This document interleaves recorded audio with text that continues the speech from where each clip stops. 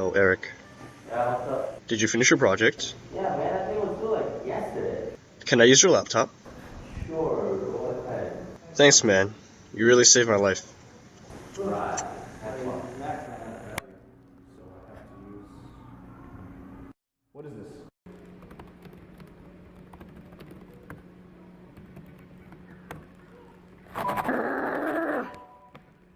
The text terminal, or console, is a serial computer interface that allows for text entry and display. Terminals were used before the mouse became common, relying on simply keyboard input in order to run commands and programs. The advantage of a terminal is that it allows quick access to things within your computer, if you know what you're doing. A disadvantage, however, is that it is very hard to use for a new user, as there are many base commands to remember. Using the command prompt is very much like programming. You are calling small apps to do specific things, and the syntax must be correct. A command line interpreter, or shell, is the fundamental application that receives commands from the user, then runs them after you press enter. The terminal is free of clutter, and does exactly what you mean it to. But there's gotta be something better than that black screen David was using. It's a little counterintuitive to have to write a line of code in order to write your essay. We're not all comp sci majors. We need a little something easier.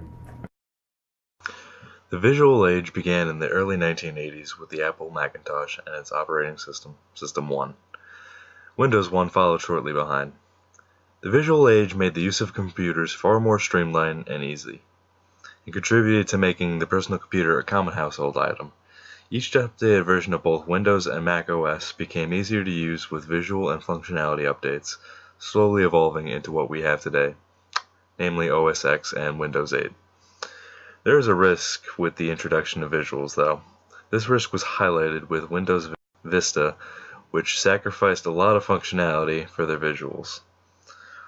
Overall, though, computers became much more easy to use throughout this age.